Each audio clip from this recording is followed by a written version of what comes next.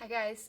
Um, I haven't been in the studio for a couple of days, and sometimes it's hard for me to get going again after not painting or drawing for a couple of days. And so sketching and drawing is one way that I get back into the groove and sort of warm up, the way you would warm up before you might run a marathon or a sprint.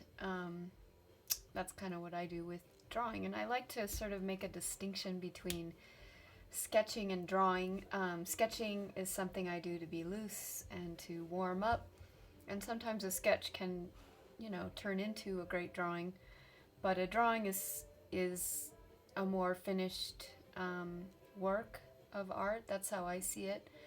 So I do kind of a combination of those two things in my sketchbook.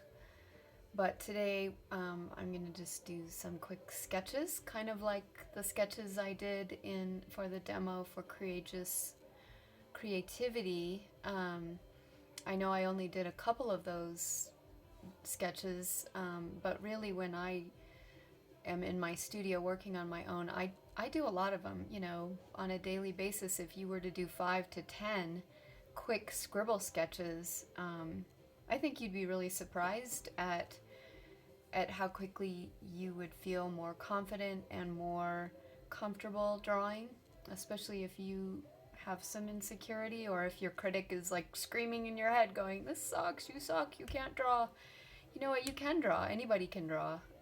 You just have to stick with it and kind of work through the struggles and work through you're gonna have ugly ones. I have ugly ones even now after 20 some years of being an artist, but you have to kind of just tell yourself that it's a practice. That's why it's called a studio practice, because it's something you practice and you will improve, you will get better if you just keep at it. Okay, so I'm going to turn the camera a little bit so you can see the sketchbook, hopefully, in my hand. There.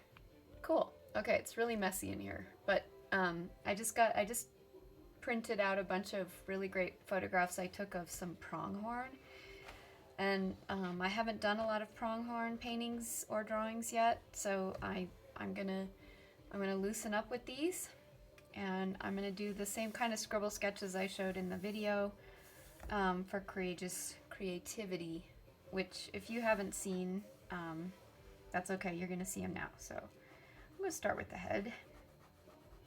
I'm using a micron pen. Micron pens make these really delicate lines. And I'm not gonna worry that much about how accurate it is right now. I'm just loosening up. I'm gonna breathe a little bit. I'm just gonna be loose and free.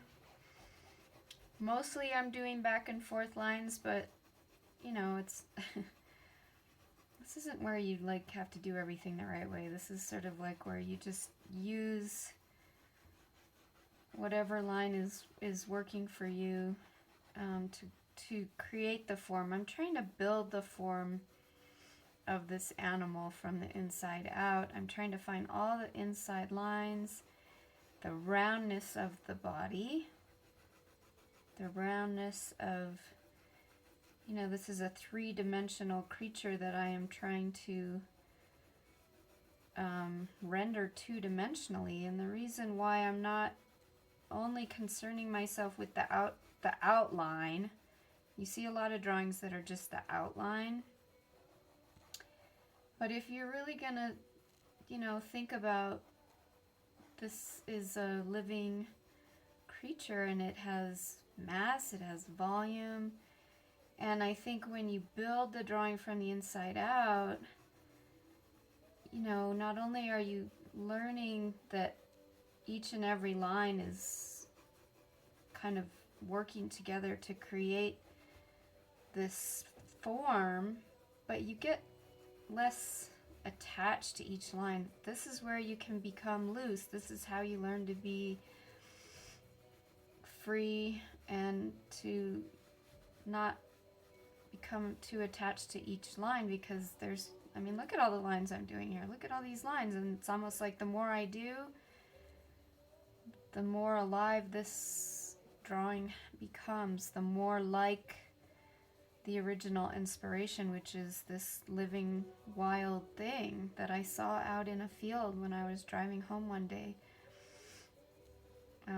That's what I'm looking for, and that's what I think for me makes a great drawing, is when it starts to feel as alive as the thing that you are drawing from.